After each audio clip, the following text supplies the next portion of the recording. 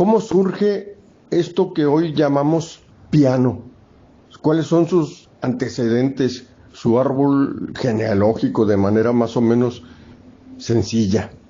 Ok, déjame te platico.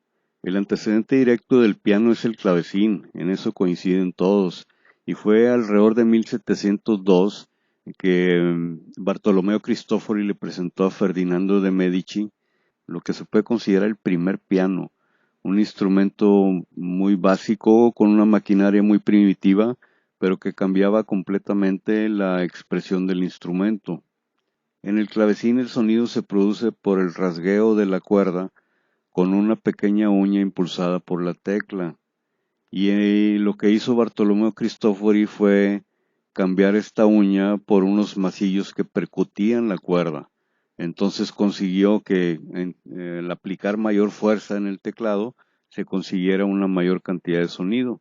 Y obviamente al aplicar menor fuerza se conseguía una menor cantidad de sonido. Con eso el ejecutante ya podía cambiar la expresión del instrumento, podía lograr pasajes muy suaves, pasajes muy potentes, darle más dramatismo a su interpretación.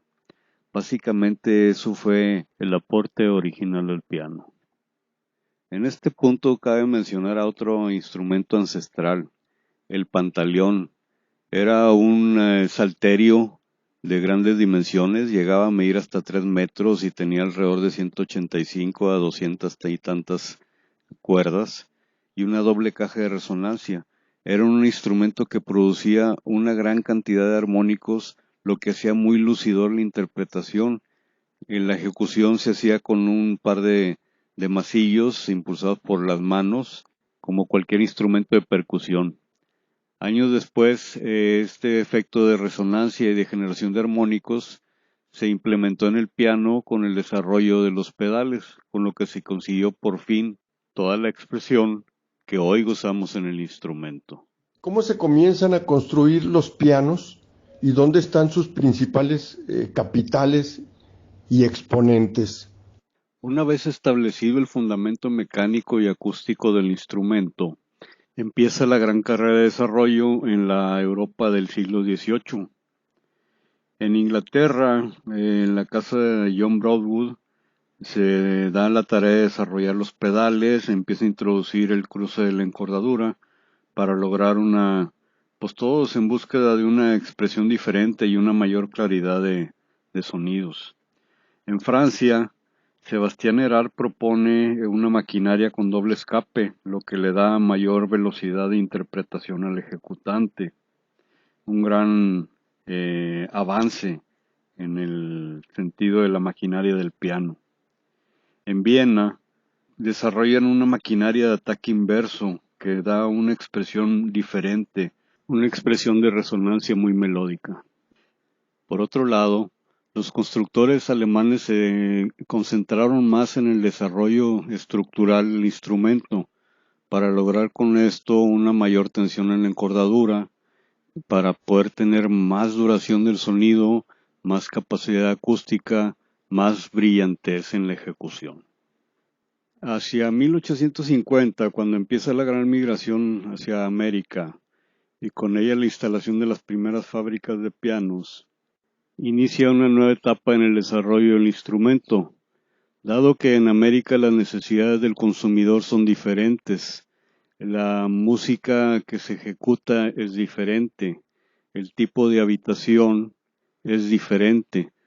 Esto trae consigo la introducción de nuevos elementos sonoros, trae consigo una carrera, patentes de desarrollo de las maquinarias, cambia completamente la forma de comercialización para poder introducirse en ese nuevo gran mercado que representaba la América, que tenía muy poco que ver con la sofisticación del mercado. Hay que mencionar que no todas las soluciones aportaron algo al desarrollo del piano.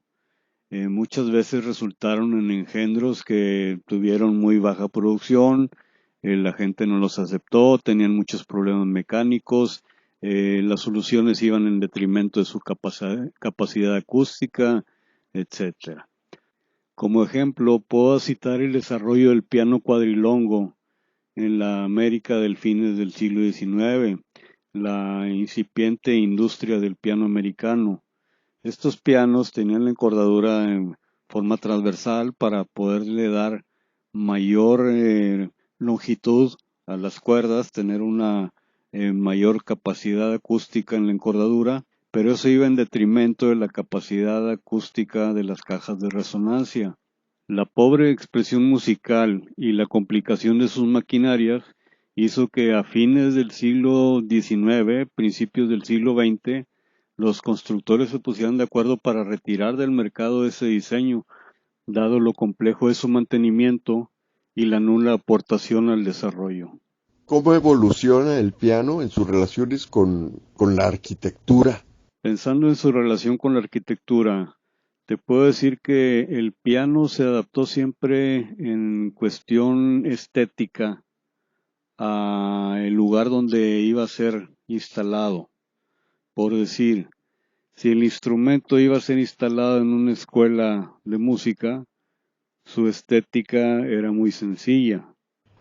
Si iba a ser instalada en un palacio muy elegante, muy decorado, pues se desarrollaba un instrumento con las características que iban de acuerdo con el diseño, con el estilo del lugar. Ahora bien, en ocasiones, por cuestión de espacio, había que modificar el tamaño y la forma de los instrumentos. Esto trajo consigo la modificación de las maquinarias para que pudieran seguir siendo funcionales, entregando la misma capacidad acústica, la misma capacidad de desempeño dentro del mueble que se estaba diseñando para un espacio específico. Y por último, ¿cómo ubicar o cómo pensar las relaciones actuales entre el piano, el Pro Tools, los sintetizadores, los MIDIs? ¿Sigue existiendo un nivel de calidad, de pureza del piano puramente mecánico o puede ser copiado por la inteligencia artificial? Gracias. El desarrollo actual de la inteligencia artificial y de los emuladores electrónicos está bastante avanzado y de alguna manera sí se puede copiar el sonido de un instrumento acústico, de un piano de gran concierto en un teclado controlador electrónico. Lo que no han resuelto, no sé yo los motivos o por qué tan complejo puede ser, es el efecto de resonancia y la generación de armónicos al pisar el pedal. En los teclados electrónicos lo que yo he visto es que al pisar el pedal solamente sostienen el sonido que se está ejecutando en ese momento, pero no generan la cantidad de armónicos que genera un piano acústico, que prácticamente tiene abierta toda la encordadura y por empatía armónica provoca la vibración de todas las cuerdas del instrumento. Yo he probado algunos teclados sensibles de marcas comerciales que tienen sampleado el sonido del Steinway de gran concierto, por mencionar algo, y noto ese detalle. Ahora bien, es un detalle que pudiera decirse que es sofisticado de alguna manera, que no todas las personas lo perciben porque no están acostumbradas o no conocen el efecto directo de la aplicación del pedal. Entonces es un instrumento electrónico que entrega una solución viable, popular, y les permite mantenerlo dentro de los límites de precios razonables para una alta comercialización y una muy buena oportunidad de negocio.